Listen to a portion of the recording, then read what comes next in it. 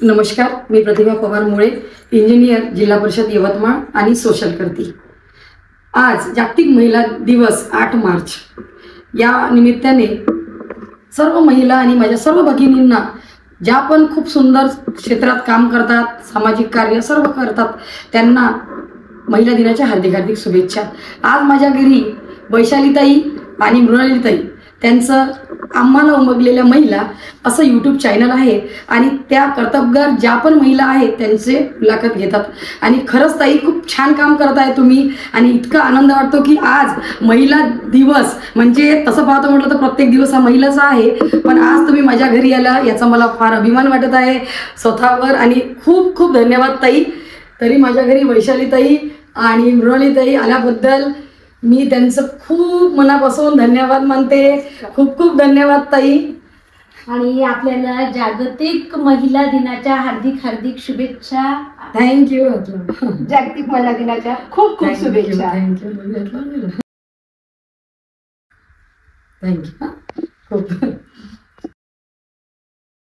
मैत्रिणींनो नमस्कार। मैत्रिणींनो, आम्हाला उमगलेल्या महिला या यूट्यूब चॅनल अंतर्गत आज जागतिक महिला दिवस आहे आणि या निमित्ताने आम्हा सर्व महिला भगिनींचं या कार्यक्रमाअंतर्गत हार्दिक हार्दिक स्वागत आणि मनापासून शुभेच्छा। नमस्कार मैत्रिणींनो, नमस्कार। मैत्रिणींनो, आम्हाला उमगलेल्या महिला या कार्यक्रमाअंतर्गत आज आपण प्रतिभाताई मुळे पवार यांच्याशी संवाद साधणार आहोत आणि त्यांच्याकडनं त्यांच्या कार्याविषयी जाणून घेणार आहोत। प्रतिभाताई, कार्यक्रमात आपलं मनपूर्वक स्वागत, नमस्कार आणि जागतिक महिला दिनाच्या भरभरून आपल्याला शुभेच्छा। खूप धन्यवाद। तसेच मैत्रिणींनो, आपल्याला सुद्धा जागतिक महिला दिनाच्या खूप खूप शुभेच्छा। मी मृणालिनी दहिकर आणि मी वैशाली हिरे, आम्हा दोघींचाही नमस्कार। मैत्रिणींनो, आज ज्यांचा परिचय मी आपल्याला करून देते आहे त्यांचं नाव आहे प्रतिभा पवार मुळे। त्या ज्युनियर इंजिनियर, जिल्हा परिषद यवतमाळ या ठिकाणी कार्यरत आहेत। तसेच पांढरकवडा उमरखेड तालुक्याचं प्रभार आणि अध्यक्ष Inner Wheel club of Yavatmal jewels, अध्यक्ष दादासाहेब फाळके चित्रपट युनियन मुंबई यवतमाळ, जिल्हा सामाजिक कार्यकर्त्या, अभिनेत्री, movie, web series, dance show त्यांनी केलेले आहेत। नवभारत, नवराष्ट्र पेपर विदर्भस्तरीय अवॉर्ड प्राप्त आहेत। अनेक संस्थांकडून त्यांना पुरस्कार, सत्कार, सन्मान त्यांना प्राप्त झालेला आहे। 1.5 वर्षांमध्ये 80 सामाजिक प्रोजेक्ट त्यांनी यशस्वीरित्या पूर्ण केलेले आहेत।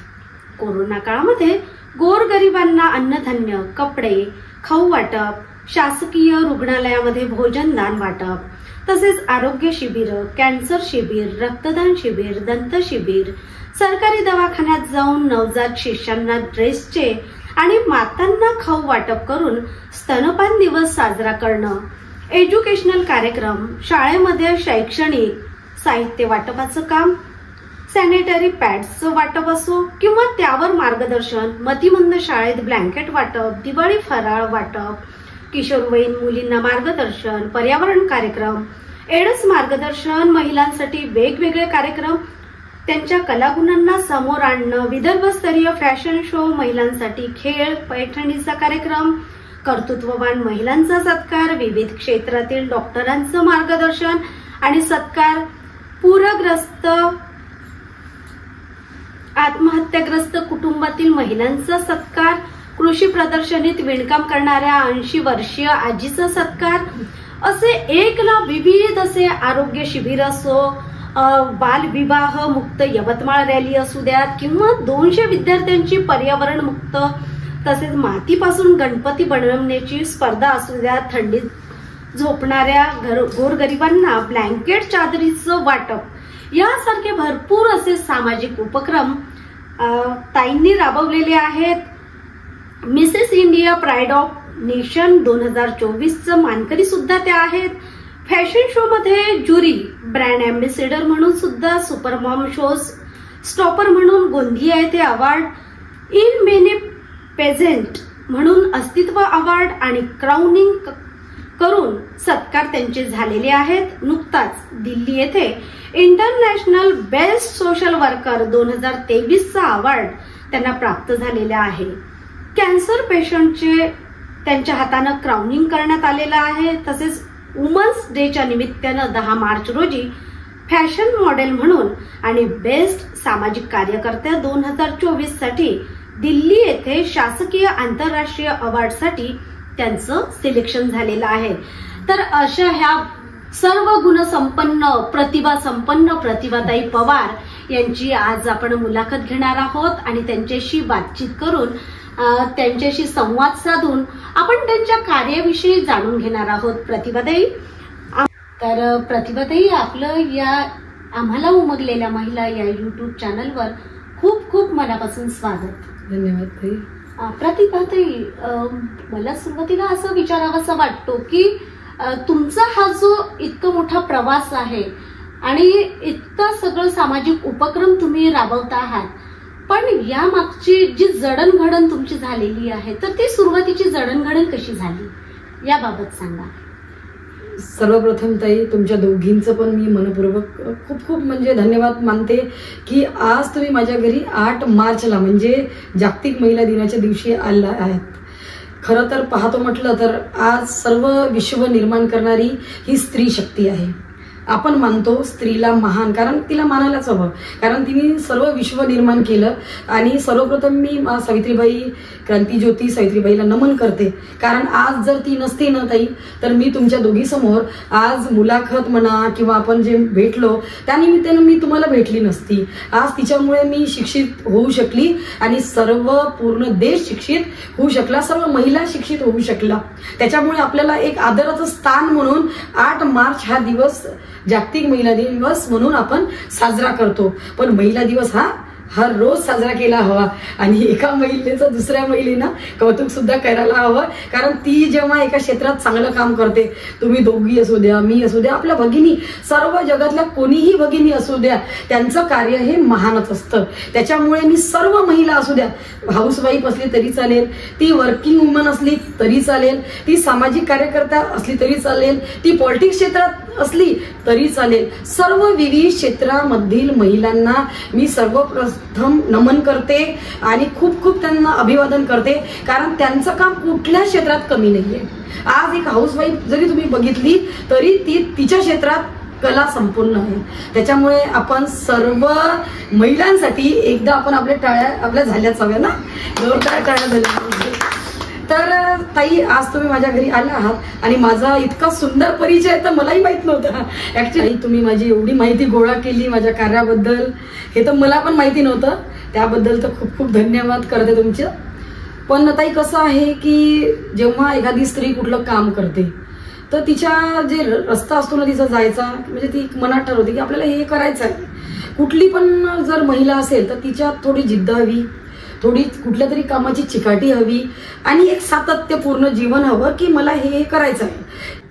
आपण जर या 3 गोष्टी अंगी बाळगल्या तर मला नाही वाटत की यशाच्या शिखरापर्यंत पोहोचायला आपला हात कोणीच रोखू शकणार नाही ताई. कारण कसं असतं, जीवन हे खूप असं अथांग सागर आहे आणि त्यातून आपल्याला कसं आहे थोडा स्टेप पार करत जावं लागते, आहे की नाही. तर ज्ञान जे आहे हे न संपणार आहे प्रत्येकाचं, कारण त्याच्यामुळे मी स्वतःला जे तुम्ही माझं इतकं कौतुक केलेलं आहे, मी ते आजही शून्य समजते. कारण की मी आता सुरुवात केली आहे जस्ट. मी आता असं समजते की मी पहिल्या पायरीवर आहे आणि मला पूर्ण सीड्या अजून 100 चढायच्या आहे. त्याच्यामुळे खूप काही कार्य करायचं आहे ताई. कारण की कसं आहे, एकतर मी इंजिनियर, त्याच्यामुळे गव्हर्नमेंट सर्वंट असल्यामुळे काय आहे की ते माझं फर्स्ट प्रायोरिटी आहे की तिथे पण मला न्याय द्यावा लागते. त्याच्यामुळे 100% मी तिथे न्याय देण्याचा प्रयत्न करते आणि माझ्या कामात कुठलीच कसर राहणार नाही या अनुषंगाने मी वागते. जसं यवतमाळ, पांढरकवडा आणि उमरखेड तुम्ही सांगितलं, तर तो चार्ज मी आज बाळगत आहे. एज्युकेशन डिपार्टमेंटला असल्यामुळे टोटल तालुका मी सांभाळते, म्हणजे तिथल्या शाळेचं जेवढं पण फिजिकल स्ट्रक्चर असतं, जेवढं इन्फ्रास्ट्रक्चर असतं, ज्या भौतिक सुविधा शाळेला लागतात त्यामध्ये सर्व प्रकारचं बांधकाम येतं, रिपेअर येतं, कंपाऊंड वॉल, टॉयलेट, वर्गखोल्या, सर्व जे पण काही असेल मेंटेनन्स शाळेचं ते आमच्याकडे असतं. तर ते मला पाहावं लागतं आणि मला त्यासाठी बाहेरगावी सुद्धा फिरावं लागतं, खेळोपाडी सुद्धा फिरावं लागतं. तर हे तर चालूच आहे. आता हे 15-16 वर्षापासून सुरू आहे, पण त्यामध्येच मला कुठेतरी एक समाजकार्याची सुद्धा आवड होती. त्यामध्ये आज 6 ते 7 वर्ष आधी आम्ही अस्तित्व फाउंडेशन अलकाताईचं जे निर्माण केलेलं आहे, त्यांनी खूप छान काम आहे त्यांचं पण, तर तेव्हा मी त्यांच्याशी जोडली. सुरुवात माझी तिथून झाली आणि असे किती अनेक फाउंडेशनमध्ये वेगवेगळ्यामध्ये येता येता 3 वर्षाआधी मी आमचा इनरव्ही क्लब रोटरीचा आहे, महिलांचा क्लब, इंटरनॅशनल क्लब आहे, 104 देशामध्ये तो कार्यरत आहे. तर त्यामध्ये ॲज अ ISO म्हणून आम्ही जोडली. तर त्याच्यानंतर मला दुसऱ्याच वर्षी अध्यक्षपद मिळालं. आता मी म्हटलं अध्यक्षपद म्हणजे खूप मोठी जबाबदारी आहे, कारण एक तर आपण सरकारी नोकरीवर आहे, इंजिनियर आहे आणि समाजसेवा करताना जेव्हा आपण दुसऱ्या फाउंडेशनमध्ये काम करतो तर तेवढ्या डेडिकेशन आपलं नसतं की आपण कार्यक्रमाला जातो आणि आवड आहे म्हणून जातो. पण जेव्हा अध्यक्षपद आलं म्हणजे आज ती जिम्मेदारी माझ्यावर येऊन ठोकली आणि ती मला पूर्ण करायची. मी तुम्हाला सांगितलं जिद्द चिकाटी सातत्य मला पहिलेपासून आहे आणि हे माझ्या वडिलांचं देण आहे. कारण की मी पॉलिटेक्निकला जे पण झाली, आज मी इंजिनियर झाली, ते सगळं श्रेय माझ्या वडिलांना जाते. आज 3 वर्ष झाले आहे, ते नाही आहे या जगात, त्यांनी निरोप घेतला. पण तरी पण ते माझं कार्य पाहून, माझं स्ट्रगल पाहून ते वरून ते आनंदच होत असेल की आपली मुलगी काहीतरी चांगलं काम करत आहे, समाजासाठी काहीतरी चांगलं देणं करत आहे. तर त्याच्यामुळे ते संघर्षमय जीवन तेव्हापासून जे चालू झालं तर आजपर्यंत टोटल संघर्षमय जीवनातून जो पण रस्ता होता तो मी निर्माण केला. त्याच्यामुळे मग नोकरी असू द्या की सामाजिक क्षेत्रात असू द्या, मग जेव्हा माझ्याकडे अध्यक्षपद आलं तर तेव्हा मी ठरवलं की आपल्याला त्या पदाला न्याय तर द्यायचाच आहे. आणि सामाजिक क्षेत्राची आवड असल्यामुळे खूप सुंदर प्लॅटफॉर्म भेटला मला की आज अध्यक्षपद भेटून तुम्ही खूप काही अचीव करू शकता.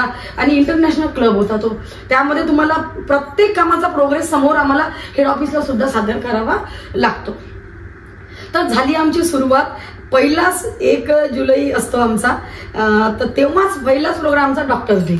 म्हणजे तिथून जे माझं सुरुवात झाली पहिल्या प्रोजेक्टची, योगा दिवस असो, आरोग्य शिबिर असो, तुम्ही सगळं सांगितलंच आहे.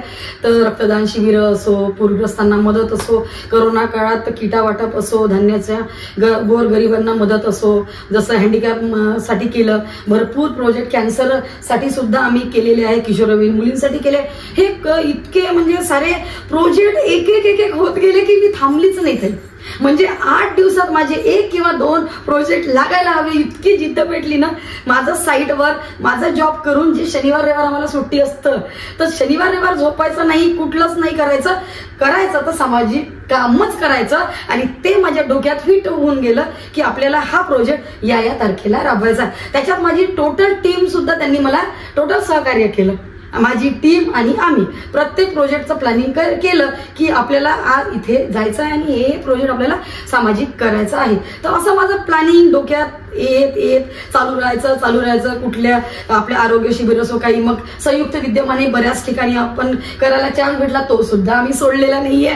म्हणजे जे पण चांगलं कार्य करायचं ते आम्ही केलेलं आहे. आणि त्या अनुषंगाने 1 वर्षात मागच्या 50 प्रोजेक्ट करून रेकॉर्ड केला सामाजिक. त्याबद्दल तुम्हाला तिथे दिसतच असेल माझी आवड. इंटरनॅशनल प्रोजेक्ट सर्व टीमला आमच्या इनरव्ही क्लबमध्ये आम्ही जे काम केलं त्याला 5 आम्हाला अवॉर्ड प्राप्त झाले. तर ते पण वेगवेगळे आहे. तुम्ही तिथे पाहत असाल कॅन्सरसाठी जेवढे पण प्रोजेक्ट केलं त्याच्यासाठी एक वेगळा, त्याच्यानंतर असोसिएशन गोलमध्ये सर्व प्रकारचं येतं त्याच्यासाठी वेगळं, त्याच्यानंतर तुम्ही आरोग्य शिबिर असो, हे म्हणजे प्रत्येक हेडखाली मला वेगवेगळे आमच्या इनरव्ही क्लब यवतमाळ ज्युएसला ताई अवॉर्ड प्राप्त झाले. आणि 2023 बेस्ट प्रेसिडेंट म्हणून मला इनरव्ही क्लब टोटल इंटरनॅशनल क्लब मधून हा सुद्धा अवॉर्ड प्राप्त झालाय, तुम्ही पाहतच आहे. तर त्याच्यामुळे मला इतकं छान वाटलं की नाही आपण त्या पदाला न्याय दिला. त्याच्यानंतर दुसऱ्या वर्षी पद जेव्हा चेंज करायचं होतं तर आमच्या सर्व टीमचं म्हणणं असं पडलं की नाही मॅडम तुम्हीच हवं आम्हाला, तुमचं कार्य छान आहे आणि आम्ही तुमच्या सोबत राहू, पण तुम्ही या पण वर्ष अध्यक्षपद घ्या. तर त्याच्यामुळे मग या पण वर्षी अध्यक्षपद घेतलं आणि 25 ते 30 प्रोजेक्ट आमचे चालू झाले. मग जसं मग शाळेमध्ये आता जसं तुम्ही म्हटलं आरोग्य शिबिर आहे, त्याच्यानंतर आम्ही ते मातीचे पासून नाही का गणपती बनवतात त्या पोरांसाठी एक स्पर्धाच आयोजित केली. मग आमच्याच टीम मधूनच आम्ही त्याच्यातून बक्षीस देणे, पोरांचा उत्साह वाढणे, त्यांच्या कलागुणांना वाव देणे, हे सगळं मग आम्ही करत बरेच रॅल्या असो हे सगळं म्हणजे जेवढं पण आम्ही प्रोजेक्ट झाले तेवढे यावर्षी आम्ही करत गेलो. आणि कसं आहे की हे जे सामाजिक काम आहे ते खूप छान वाटतं. म्हणजे ऍक्च्युली इतका आनंद होतो ना की आपण खरंच खूप चांगलं काम करत आहे. अवॉर्ड किंवा पदासाठी नसून आपण एक चांगलं काम करत आहे आणि मी हे काम निरंतर करणार आहे. म्हणजे असं नाही की आता माझं झालं, या वर्षी जरी माझं शेवटचं वर्ष आहे, मी पुढच्या वर्षी कोणी जर पद घेत असेल तर मी त्याला नक्की ते देऊन त्यांनी पण छान असंच काम करावं आणि माझा त्यांना सपोर्ट राहील निश्चितच. त्याच्यामुळे तर ते असं हे इनरव्हील क्लबचं झालं. त्याच्यामुळे आम्ही भरपूर प्रोजेक्ट करू शकलो. महिला दिनाचा पण आम्ही गोरगरिबांचा महिलांचा सत्कार वगैरे केलेले आहेत, असे पण आम्ही प्रोजेक्ट राबवलेले आहेत. त्याच्यानंतर मला मागच्या वर्षी दादासाहेब फाळके चित्रपट युनियनमध्ये उपाध्यक्षपद मिळालं. तर ॲज अ उपाध्यक्ष पदावर तर काम करू शकले नाही आणि यावर्षी त्यांनी आमचे जे अध्यक्ष होते, राष्ट्रीय अध्यक्ष मामुनकर सर आणि विदर्भ अध्यक्ष राजहंसवाडे सर, त्यांच्या मार्गदर्शनाखाली मला यवतमाळ जिल्ह्याचं अध्यक्षपद दिलं त्यांनी. तर मी त्यांचे पण आता आपल्यामध्ये धन्यवाद करते की पहिलेपासून मला कला क्षेत्राची आवड, म्हणजे वेब सिरीज म्हणा, मूवी, काहीतरी काम करायचं पहिलेपासून होती आवड. त्याच्यामुळे मग मला मी ते वेब सिरीज वगैरे केल्या आवड असल्यामुळे. समोरही आहे आता मला वेब सिरीज वगैरे, मूवी वगैरे आलेल्या, तर ते पण मी करणार आहे आवड असल्यामुळे. कारण की कसं एखाद्या वुमननी मल्टीटास्किंग राहणं, हे सगळे म्हणतात की तू कशी काय करू शकते प्रतिभा, पण काही नाहीये. एकदा आपण मनात ठाणलं की ते होत राहतं. तर दादासाहेब फाळके चित्रपट युनियनमध्ये येण्याचं एकच उद्दिष्ट आहे की बा आपल्या यवतमाळ जिल्ह्यामध्ये असं आपण काम करून दाखवायला हवं की आपला जे विदर्भ आहे, आपला जो जिल्हा आहे, कलाकारांचा खाण आहे ताई. त्याच्यामध्ये इतके सारे कलाकार आहे. आत्ताच आम्ही त्या अनुषंगाने दादासाहेब फाळकेच्या अंडर एकल विदर्भ भव्य अशी स्पर्धा आयोजित केली होती, नाट्य म्हणून, म्हणजे एकल नाट्य स्पर्धा होती ती. तर खूप छान झाली. म्हणजे आमच्या नेर तालुका पण आमचा पूर्ण डेव्हलप झालेला आहे. असं आपल्याला पूर्ण 16 तालुक्याचे कलाकार एकत्र करून खूप छान छान प्रोग्राम घ्यायचे आहे आणि त्या कलाकारांना समोर वाव द्यायचा आहे. ते समोर कसे जातील, त्यांना अजून समोर मुंबईपर्यंत ते कसे जातील, त्यांना डायरेक्टर सोबत त्यांची भेट होऊन चांगल्या मूवीमध्ये त्यांना काम करायला मिळावं. म्हणजे हे सुद्धा आपण कलाकारांसाठी सुद्धा स्वतः आपण आता यानुसार आपण काम करत आहोत. तर त्याच्यामुळे हे असं सामाजिक कार्याचं क्षेत्र असं चालू होतं आपलं. त्याच्यानंतर आता तुम्ही म्हटल्याप्रमाणे फॅशन मध्ये पण आपलं पदार्पण माझं मी केलेलं आहे. मागच्या वर्षी इनरव्हील क्लबमध्ये असताना तुम्हाला माहीतच असेल ताई की महाराष्ट्र लेवलवरचा ओम ट्रस्टमध्ये संयुक्त विद्यमाने आणि इनरव्हील क्लबच्या याच्यातून आम्ही महाराष्ट्र लेवलवरचा फॅशन शो ऑर्गनाईज केला होता. त्यामध्ये टोटल महाराष्ट्रातले पार्टिसिपेट आपले 250 ते 300 पार्टिसिपेट आले होते. तेव्हाही एक चांगला प्लॅटफॉर्म भेटला किंवा पोरांना चांगला चान्स मिळाला की त्याच्यातून ते समोर मॉडेलिंग मूवीमध्ये त्यांना काम मिळावं. तर तिथून सुरुवात झाली आणि आता फॅशन शो मध्ये आत्ताच नुकताच 2024 मध्ये मिसेस इंडिया प्राईड ऑफ नेशनचा सुद्धा किताब मिळालेलाच आहे. त्याच्यानंतर अँबॅसिडर ज्युरी म्हणून लोक बोलवतात, सो स्टॉपर वगैरे, तर तसं मी जात असते. आणि बेस्ट सोशल वर्करचा पण दिल्लीला नॉमिनेशन माझं, म्हणजे मागच्या महिन्यात मला अवॉर्ड प्राप्त आहे. आणि आता फॅशन आयकॉन म्हणून आता 10 मार्चला तो अवॉर्ड मला गव्हर्नमेंटचं लेटरच आलेलं आहे, तुम्ही सिलेक्शन झालेलं असल्यामुळे. तर हा प्रवास असा झाला आणि सोबतच माझा फॅमिली सुद्धा माझं खूप सपोर्ट आहे. 2 मुली आहेत मला. एक मुलगी आता 10वी होऊन तिला पॉलीला टाकलं नागपूरला आणि एक 7thला आहे. मिस्टर पण सपोर्ट करतात. तर या सगळ्या याच्यातून सगळं संघर्ष सगळ्या स्त्रीला आहे. या सगळं संघर्षमय जीवनातून ही वाटचाल निर्माण केली आणि आता खूप काही जीवनात करायचं आहे. त्यामुळे आहे आता आपलं कार्य असं चालू. इतकं सगळं सामाजिक कार्य ऐकताना खूप भारावून गेले. म्हणजे इतके यादी ऐकत होती मी की एक लेडी सगळं कसं हँडल करत असेल ही किंवा खरंच सगळ्यांना साध्य अशी नाहीये. तारेची आहे कसरत. कारण की मला माहिती असते ताई, जेव्हा रात्री 12 नंतर मी झोपते म्हणजे बेडवर, तर तेव्हा डोक्यात हेच असतं की आपण दिवसभरात काय काम केलं. कारण ड्युटीवरून आल्यानंतरही माझं डोकं कंटिन्यू चालू असतं, आपण काय करायला हवं, काय नाही, समोरचं प्लॅनिंग, आता कुठल्या प्रोग्रामचं नियोजन कसं करायला हवं. म्हणजे कम्प्युटर दिमागासारखं कंटिन्यू ते चालू असतं. ईश्वराची पण साथ आहे. तुम्ही इंजिनियर, येस, टेक्निकल, तंत्र, बिलकुल, आणि फॅशन, हे जे फील्ड आहे हे सर्वस्वी कला, बिलकुल. मला ह्या 2 अपोजिट बाजू आहेत. बिलकुल, विचार केला तर आहे. हा, हे साधर्म कसं साधलं किंवा हे ट्युनिंग कसं साधलं. म्हणजे तुम्हाला आवड आहे तर तुम्ही सांगितलं, बिलकुल. पण तरी दोन्हीच कसं साधत तुम्ही हे केलं? कसं आहे ताई, सगळ्यात मी प्रायोरिटी तर माझ्या जॉबला दिला आहे आणि त्याच्यानंतर प्रायोरिटी आहे माझी समाजकार्याला.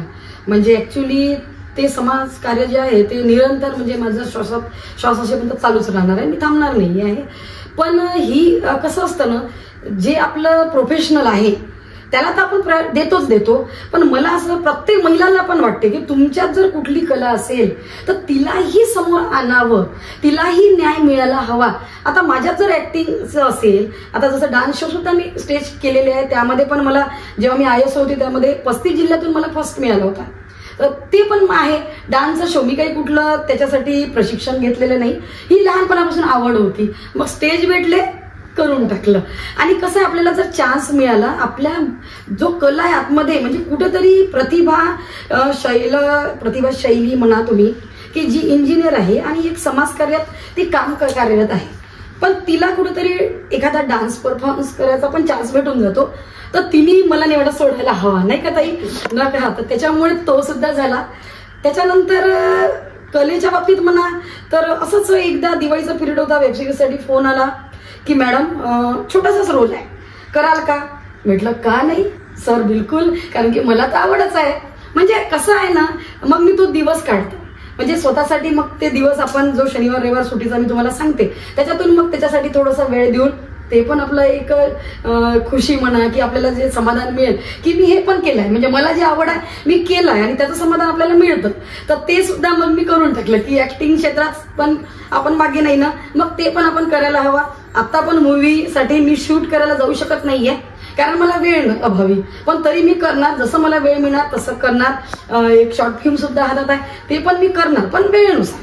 म्हणजे असं नाही की माझं जॉब किंवा हे मी सोडून सगळं केलं, माझ्या मुली सोडून केलं किंवा घरदार सोडून केलं. आजही माझ्या घरी कामाला बाई म्हणजे फक्त धुणं भांड्यालाच आहे. मी सर्व घरचे कामं सुद्धा मी करूनच जाते, म्हणजे स्वयंपाक किंवा याला बाई नाही ठेवली. कारण ज्या गोष्टीसाठी अन्न हे पूर्ण ब्रह्म आहे ना, ज्या गोष्टीसाठी आपण कमाई करतो, बाहेर जातो, घराच्या बाहेर जाऊन राबतो, ते का दुसऱ्याच्या हातचं खायचं? तर ही म्हणजे माझी मानसिकता आहे बरं. म्हणजे मी प्रत्येक महिलांचं नाही म्हणणार असं. त्यामुळे ते जे मी स्वतःच करते माझ्या हाताने आणि मला आवडतं, म्हणजे स्वयंपाक वगैरे करायला आणि दुसरे खाऊन ते खुश जेव्हा होतात तेव्हा मला खूप आनंद मिळतो, म्हणजे एक मानसिक सुख म्हणा. तर त्याच्यामुळे मी ते बाई वगैरे काही स्वयंपाक करायला लावत नाही. आणि कसं आहे की मग हे मला असं मिळत गेलं एक आणि कलेचं पण मिळालं चान्स, मला डान्समध्येही मिळाला चान्स, मला समाज क्षेत्र करण्यालाही मला चान्स मिळाला, तसाच फॅशन इंडस्ट्रीमध्ये सुद्धा मला चान्स मिळाला. आता मी नागपूरला पण बऱ्याच वेळा जाते कार्यक्रमाला, तर तो पण चान्स मग मी सोडला नाही. म्हटलं चला हे सुद्धा आपण करून घेऊया आणि मल्टीटास्किंग वुमनचं एक किताब तर आपण घेतलाच म्हणजे घ्यायलाच हवा. तर त्याच्यामुळे एक कुठंतरी समाधान वाटतं की प्रतिभा या म्हणजे तू खरंच करत आहे आणि मग स्वतःचा अभिमान वाटतो की नाही आपण विविध क्षेत्रात कार्यरत आहे आणि असंच अजून जर मी न्याय देऊ शकली तर मला खूप छान वाटेल. आणि आज महिला दिनाच्या दिवशी तर मी हे बोलू इच्छिते, म्हणजे माझ्या तुम्ही दोघी भगिनी मैत्रिणी आणि सर्व मैत्रिणींना की खरंच स्वतःतला जो पण टॅलेंट आहे ना ताई, तो कुठल्याच महिलेनी तो असा लपवावा नाही. म्हणजे ऍक्च्युली हाऊसवाईफ जरी आहे, मुलांचा नवऱ्याचं करत आहे, ती बिलकुल मान्य आहे, खूप छान काम करत आहे आणि करायलाच पाहिजे. पण त्याच्या व्यतिरिक्त जर तिच्यात काही आहे, एक कला आहे, म्हणजे कोणाला गाणं म्हणता येत असेल, कोणाला डान्स करता येत असेल, कोणी कवयित्री असेल, कोणी रायटर, म्हणजे खूप छान छान कविता करतात बऱ्याच महिला त्या असेल, म्हणजे आणि संचलन एक बोलण्याची शैली असते पा कोणात, ते सुद्धा, तर ती एक कला झाली. नाटक मध्ये काम करणं, ही खूप सुंदर बोलते, खूप ऍक्टिंग छान करते. तर या सगळ्या गोष्टी म्हणजे परिपूर्ण असेल, पण ती घरच्या काही अडचणी असतात, बऱ्याच महिलांना आहे, मान्य करते, त्यांना त्या सगळं फेस करून त्यांना समोर जावं लागतं. म्हणूनच म्हटलं की जीवन हे संघर्षमय आहे. तर ते जर करून तुम्ही जात असाल आणि तुमच्या कलागुणांना जर वाव मिळत असेल ना ताई, तर मी तर म्हणते खरंच प्रत्येक महिलांनी आपली कला समोर आणावी. आणि ताई हे जेवढे पण मंच निर्माण झाले आहे, म्हणजे फाउंडेशन जेवढे पण निर्माण केले आहे महिलांनी, कशासाठी? तर आज तुमच्या स्त्रीमधले सुप्त गुण समोर येऊन जगासमोर समाजासमोर तुम्ही मांडावं. आम्ही काय म्हणतो आमच्या ग्रुपमधल्या महिलांना, तू संचलन आज कर, तू उद्या कर, का? की तुम्हाला समोर येण्याची संधी मिळावी. ताई मी एकटीचा फोटो आजपर्यंत मला नाही वाटत की मी पेपरला छापला असेल. मी माझ्या सर्व भगिनी आणि माझ्या सर्व टीम वर्कच्या महिला घेऊन मी येते आणि मी त्यांना स्टेजवर आणते. कसं आहे, कारण की त्या जोपर्यंत समोर येतील नाही तर त्यांना वाव कसा मिळेल, त्यांना समाजात स्थान कसं मिळेल.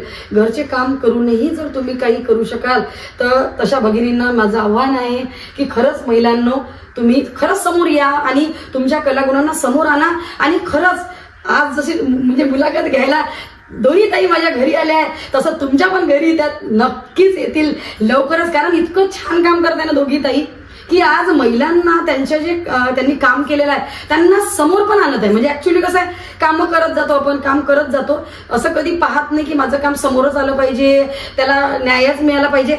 तुम्ही करत आहे, तुम्हाला समाधान मिळेल, पण ताई हे समाजासमोर तुम्ही आणत आहे, सर्वांना तुम्ही दाखवत आहे, मीडिया थ्रू दाखवत आहे. खूप छान कार्य करत आहे. खरंच हॅट्स ऑफ तुम्हाला. खूप तुम्ही महिलांना पुढे नेत आहात आणि महिलांचा सन्मान करत आहात, म्हणून तुम्हाला सुद्धा तो सन्मान मिळतो आहे. म्हणूनच भगिनींना मला असं सांगावंसं वाटतं की भगिनींनो, जर आपण इतर स्त्रियांना सन्मान दिला तरच आपल्यालाही तो सन्मान आवर्जून मिळेल. नक्कीच नक्कीच. म्हणूनच ऍज इट इज आपण तुमचा प्रवास जो आहे तर तो एक सिव्हिल इंजिनियर म्हणून तुम्ही गव्हर्नमेंट जॉबवर आहात, परंतु सिव्हिल इंजिनियर हा जो जॉब आहे तो पुरुषांचा असा समजला जातो, पण त्याही क्षेत्रामध्ये तुम्ही अव्वल स्थान निर्माण केलेलं आहे. तर ही कला जी आहे किंवा हे जे काम आहे ते तुम्ही कशा पद्धतीने साध्य केलेलं आहे? तुम्ही चांगला प्रश्न केलेला आहे. 15 वर्षाआधी मला सकाळवाल्यांनी सुद्धा म्हणजे त्याच्याच संदर्भात न्यूज घेतली होती. त्या दरम्यान तुम्ही जे म्हटलं ना पुरुषाचंच काम आहे, आणि त्या दरम्यान पूर्ण पुणे युनिव्हर्सिटीतून त्यावेळेस म्हणजे त्याच वर्षी असं झालं होतं की एकटीच महिला राहिली होती. मग त्यांनी स्पेशल इंटरव्ह्यू माझी घेतली होती की तुम्ही मग कसं काय काम करता एवढं वगैरे. तर ऍक्च्युली ताई पुरुषांची मक्तेदारी असलेलं ऍक्च्युली सिव्हिल जे आहे कन्स्ट्रक्शनचं स्लॅबवर सुद्धा चढावं लागते. आता मला 16-17 वर्ष होत आहे, त्याच्यामुळे तुम्ही ऍक्च्युली विश्वास नाही करणार की 2 मुली आहेत. मी सांगितलं तुम्हाला, पहिल्या मुलीच्या वेळेस सुद्धा मी 9 महिन्यापर्यंत म्हणजे माझी डिलेव्हरी व्हायच्या आदल्या दिवसपर्यंत कामावर होते. त्यावेळेस मी बाबुळगावला कार्यरत होती, बाबुळगाव पंचायत समितीमध्ये होती मी. तर त्यावेळेस सुद्धा मी स्लॅबवर चढली आहे 9व्या महिन्यात. तुम्ही यू कांट बिलीव्ह की तुम्ही बिलीव्ह म्हणजे विश्वास नाही करू शकणार की ताई कसं. तर गावातले खेड्यातले लोक पाहत होते की ही स्त्री कशी काय चालली आहे. तर मी माझं डेडिकेशन मी तुम्हाला सांगितलं, मी जे पण काम करते त्याला 100% न्याय देऊन करते. मी माघारी कुठलं स्लॅब टाकू का नाही देत नाही. मी प्रेग्नेंट आहे, मग मी कशी जाऊ आणि कशी पाहू, नाही मीच जाणार. म्हणजे कारण जी आहे स्त्रिया बऱ्याचदा कारण सांगतात आणि काही गोष्टी टाळतात. ऑफिशियल मध्ये सुद्धा अशा गोष्टी होतात, परंतु तुम्ही कुठल्याही प्रकारची एक स्त्री म्हणून कारण न सांगता जे काही तुमचं कार्य आहे तर ते तुम्ही कार्य पुढे नेण्यात. मला सांगत ताई, ज्यावेळेस महिला पुरुष दोघं पण पगार घेतात, अगदी बरोबर आहे ना. आणि जेव्हा पुरुषापेक्षाही महिला ही शक्ती म्हणतो महिलाला आपण, कारण ती एका बाळाला जन्म देते म्हणजे विश्व निर्माण करते सरळ. ती शक्ती पुरुषात दिली नाहीये. त्याच्यामुळे सर्वप्रथम आपण आपल्याला खूपच श्रेष्ठ मानायला हवं.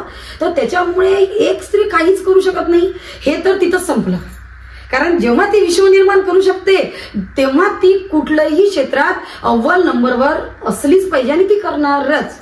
तर त्याच्यामुळे सिव्हिल वर्क असं होतं की बिलकुल म्हणजे पुरुषांना करायला पाहिजे. विविध वेगवेगळे मजूर असतात, ठेकेदार मिळतात आपल्याला, त्यांना आपल्याला समोर जावं लागतं. कुठले वेगवेगळे प्रसंग आपल्याला समोर एका स्त्री म्हणून द्यावे लागतात.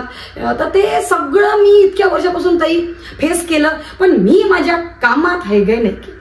मी त्याला 100% न्याय दिला आणि त्याच्यातही अव्वल नंबरवरच मी होती. माझं कामही जे माझ्या कामातही मी 1 नंबरवरच आहे. त्याच्यामुळे मला ऑफिस कामातही कुठलाच त्रास झालेला नाहीये. मला सर्व माझ्या कर्मचारी बंधू भगिनींचं, सर्व माझ्या ऑफिशियल सगळं फॅमिली म्हणून आम्ही राहतो आणि त्यांचं सहकार्य मला आतापर्यंत लाभलं आहे.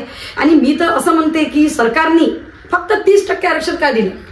तर मी आता आपल्या चॅनलवर सर्व माझं न्यूज बघतील, मुलाखत बघतील, तर माझी अशी सर्व पॉलिटिकल क्षेत्रात जेवढे पण कार्यरत आहे आणि महाराष्ट्र शासन गव्हर्नमेंट शासनाला मी अशी विनंती करते की सर्व आज जागतिक महिला दिनाच्या दिवशी की आपल्या महिला भगिनींना 50% आरक्षण मिळालाच पाहिजे. तर त्याच्यामुळे कसं खूप चांगलं होईल, कारण आपण कुठल्या क्षेत्रात कमी नाही आहे. तर माझं हे ऐकावं आणि जर हे झालं तर मी स्वतःला अजून नशिबान समजेल की आपल्या सर्व भगिनींना ते मिळालं आहे म्हणून. तर ताई त्याच्यामुळे कसं आहे, मी हे माझ्या इंजिनियर क्षेत्रात सुद्धा मी सर्व अचीव केलं, कारण माझ्यात तेवढी जिद्द होती, मला ते पूर्ण करायचंच होतं. तुमच्या कार्यातला तुम्ही अनेक सामाजिक उपक्रम हाती घेतलेले आहेत आणि ते पूर्णत्वास सुद्धा नेलेले आहेत. पण त्याही व्यतिरिक्त एक मी माझ्या पाहणीतला जो प्रोजेक्ट आहे तुमचा, एक 80 वर्षीय म्हातारी आजी होती आणि त्यांनी अतिशय सुबक आणि सुंदर असं विणकाम केलेलं होतं आणि त्या स्टॉलवर त्यांनी त्यांची जी कलाकृती आहे ती विक्रीसाठी ठेवलेली होती आणि त्यांचं तुम्ही भरभरून कौतुक केलं आणि तेही साडी सोडी देऊन. तर हा जो कृषी प्रदर्शनीतला प्रसंग आहे तर तो सुद्धा आमच्या महिला भगिनींना, आज जागतिक महिला दिवस आहे, मग एक लहान मूल असो, लहान बाळ असू द्या किंवा एखादी 80 वर्षाची तरुणी असू द्या, तर प्रत्येकीने आज महिला दिनाच्या निमित्ताने प्रत्येकीला सन्मान हा मिळायला पाहिजे. तर या अनुषंगाने आपण काय सांगाल? खूप छान प्रश्न केला ताई तुम्ही. ऍक्च्युली तुम्ही जे बोलल्या लहान मूल आणि एकदम 80 वर्षाची आजी, ते पण आम्ही केलंय. जस्ट स्तनपान दिवस असतो ना, सप्ताह असतो तो, तर तेव्हा सुद्धा म्हणजे ज्या दिवशी बाळ जन्माला येतं ना, त्या माता आणि बाळाचं आम्ही तिथे शासकीय रुग्णालयात जाऊन ताई त्यांना खाऊ वाटप, त्यांना छोटे कपडे वाटप, ह्या फळं वाटप, हे सगळं आम्ही केलेलं आहे. त्याच्यामुळे आम्ही छोट्या बाळाला सुद्धा मी हातात घेतलेलं होतं त्या दिवशी. त्याच्यामुळे आम्ही छोट्या बाळाचं, शिशु माताचं आणि आता एकदम 80 वर्षाची महिला कसं, तर मी साधा कृषी प्रदर्शनीमध्ये आली होती ताई आणि तिथे फिरता फिरता मला ती आजी एक, म्हणजे पहा ना 80 वर्षाची आजी आहे, ती विणकाम करत, तिचे विणकाम केलेले इतके सुंदर सुंदर ठेवून होते. मी पाहिले ते आपलं ते त्याला म्हणतात फ्लॉवर पॉटच्या खाली टेबल क्लॉथ म्हणा, पडदे म्हणा, स्वेटर म्हणा, काही पण विणकामाचं असे वॉल जे असतात ना ते म्हणा, हा ते मग सगळं ताई त्या आजीने आणलं होतं विकायला. बापरे, मी तिच्या दुकानावर थांबून गेली. मी म्हटलं आजी हे तुम्ही काय केलंय, काय करत आहे? काही नाही बेटा म्हणे, हे मी इथे विकायला आणलं म्हणे, मी माझ्या हाताने विणलेलं आहे म्हणे. त्या क्षणी मला तिला हॅट्सअप करावं वाटला की खरं म्हणजे कौतुक करण्यासारखी बाब, एक महिला 80 वर्षात स्वतः काम करून विक्रीच तिथे आहे कृषी प्रदर्शनीत. मग माझ्या डोक्यात वाटलं की ह्या आजी सारख्या म्हणजे महिला 80 वर्षात हे काम करू शकते. तर मैत्रीण माझे मृणालीताई आहेत, तर त्याच्यामुळे मी त्यांना फोन केला. म्हटलं ताई मी तसं असं पाहिलं, तर मला नाही का त्या आजीचा सत्कार घ्यायचा आहे. तर ताई म्हणे ठीक आहे ना. आणि म्हटलं कृषी प्रदर्शनीचा आपल्याजवळ स्पेस तयार आहे, तिथे सगळे मान्यवर बसून आहेत, तर आपण एक काम करू ना, काही करा पण मला नाही का ह्या आजीचा सत्कार करू द्या मृणालीताई, एवढं माझ्यासाठी करा, मी तुम्हाला दुसरं काही मागत नाही. ताई म्हणे तुम्ही असे का म्हणत आहे, इतकं सुंदर कार्य आहे आणि मी माझी तुम्हाला नेहमी मदत आहे आणि ते करतात पण. तर ताई म्हणे नक्कीच. ताई तिथे बोलल्या आणि मग पातळ घालणाऱ्या आजी होत्या त्या, तर आम्ही मग त्यांना म्हणजे इतकं छान मग त्यांचं पातळ साडी सोय, त्यांचा शाल श्रीफळ देऊन पूर्ण आम्ही जसा सत्कार करायला पाहिजे त्या एवढ्या मोठ्या मंचावर आम्ही आजीचा सत्कार, आजीच्या डोळ्यात अक्षरशः पाणी आलं होतं की मुली म्हणे की मला आजपर्यंत असं कोणी केलं नाही. आणि त्या क्षणी मग मलाही असं आवरले नव्हते की जिल्हाधिकारी सुद्धा, जिल्हाधिकारी सगळे म्हणजे मोठे मोठे मान्यवर लोक त्या कृषी प्रदर्शनी कलेक्टर पासून सगळे असताना त्या आजीला जो आनंद झाला म्हणजे माझ्यापेक्षा मला तर झाला, पण तिला जे झाला कारण तिला ते कधी मिळालं नसतं. आणि आम्ही सगळ्यांना सांगितलं की खरंच या आजीचं तुम्ही कौतुक भरभरून करून त्यांच्या वस्तू सुद्धा घ्या. आणि मी सगळ्यात पहिली सुरुवात मी केली, त्यांच्यामधला टेबल क्लॉथ आणला, म्हणजे त्यांनी ते विणलेला खूप आवडला, तर मी स्वतः घेतला आणि खूप छान तो क्षण होता. आणि मी त्याबद्दल तुम्हाला धन्यवाद देते ताई, कारण ते क्षण मला मृणालीताईमुळे मिळाला आणि त्या आजीचे मला नंतर फोन आले. आणि कसं असतं हे खूप छान, हे तुम्हाला कुठल्या पैशात मिळत नाही. हा जो आनंद असतो ना, तर हा तुम्हाला कुठल्याच पैशाने तुम्ही व्यक्त नाही करू शकत. हे तुम्हाला समाधान असतं आहे ना. तर त्याच्यामुळे तो पण क्षण खूप छान होता ताई. नक्कीच नक्कीच. तुम्ही जी मेहनत घेत आहे ती अवॉर्डच्या रूपात इथे जी मांडलेली आहे ती खरंच बघण्यालायक आहे. एक एक अवॉर्ड, त्यावरची नावं, कुठल्या कार्यासाठी भेटली त्यावरचं जे आहे ते खरोखर खूप छान आहे.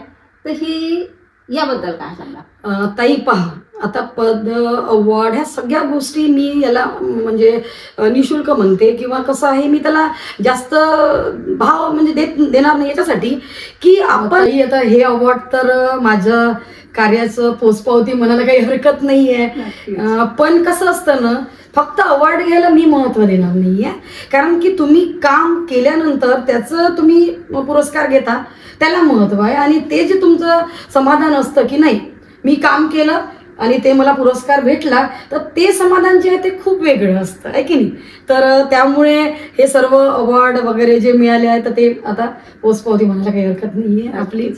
हां, आज जागतिक महिला दिवस, तर या दिवशी महिलांना तुम्ही काय संदेश देणार? एक तर सर्व माझ्या महिलांना जागतिक महिला दिनाच्या हार्दिक शुभेच्छा. आणि महिलांना संदेश देणारी मी इतकी मोठी ताई झाली नाही आहे, त्याच्यामुळे तुम्ही मला काही एवढं मोठं करू नका. पण तरी पण ॲज अ एक मैत्रीण म्हणून तर मी संदेश नक्कीच देऊ इच्छिते. तर माझ्या मैत्रिणींनो, एकच कर, तुमच्यातला जो पण सुप्त गुण लपून ठेवलेला आहे तर तो कृपा करून बाहेर काढा आणि त्याला दाखवून द्या की मी एक स्त्री असून समाजाला आणि सगळ्यांना काय करू दाखवू शकते, काय देऊ शकते. आणि तुमच्यातल्या त्या गुणांनी सर्व भरभरून वातावरण जाईल. नक्की मी आशा करते की तुमच्या घरचे लोक, तुमचे मुलं सगळे खुश होतील आहे की नाही. तर त्याच्यामुळे कृपा करून मी एवढंच आवाहन आजच्या दिवशी करते की सर्व महिलांनो एकत्र या, एकजुटीने राहा. कुठल्याही महिलांनी दुसऱ्या महिलाची तारीफ करणं शिका. जलसी भावना नको आहे आपल्यात. जेव्हा तुम्ही दुसऱ्या महिलांना समोर न्याल नक्कीच तुम्ही समोर जाल. ताई, या अनुषंगाने मी या ठिकाणी हेच म्हणते की एक महिला मंदिराची पुजारी होऊ शकत नाही, एक महिला मस्जिदमधील मौलाना बनू शकत नाही, पण संविधानानं आपल्याला एवढे अधिकार दिलेले आहेत की एक महिला ही सर्व काही होऊ शकते. आणि डॉक्टर बाबासाहेब आंबेडकरांप्रती आपण आजच्या ह्या महिला दिनी खरंच त्यांचे उपकार मानायला हवेत. बिलकुल बिलकुल. भारतीय घटनेचे शिल्पकार आहे आणि त्यांच्यामुळे आपण सर्व थोर पुरुष, जेवढे पण सर्व थोर पुरुषांमुळे आज आपण बरंच काही शिकू शकलो. आणि त्यांनी आपल्याला दिलं, ॲक्च्युली त्यांनी स्वतःला म्हणजे बलिदान करून सुद्धा आज आपल्यासाठी कितीतरी काम केलेलं आहे. आणि त्यांचा मान राखून आपण आपलं कार्य सतत चालू ठेवायला हवं आहे की नाही. म्हणजे महिला म्हणून तर नक्कीच नक्की. घर सांभाळून, कुटुंब सांभाळून तुम्ही समाजाप्रतीची हा सेवाभाव दाखवत आहे, हे खरंच कौतुकास्पद आहे. आज जागतिक महिला दिनाच्या दिवशी आम्हाला उमगलेल्या महिला या युट्यूब चॅनलवर तुमच्याशी भेटून खरोखर आम्हाला आनंद झाला. मला पण खूप खूप. सगळ्यात शेवटी धन्यवाद. नाही, धन्यवाद मी पण तुमचे करते. आणि आजचा दिवस इतका छान आहे की खूप म्हणजे चांगलं वाटलं. खूप धन्यवाद ताई. श्रोते हो, आम्हाला उमगलेल्या महिला या यूट्यूब चॅनलला लाईक करा, शेअर करा आणि सबस्क्राईब करा. नमस्कार.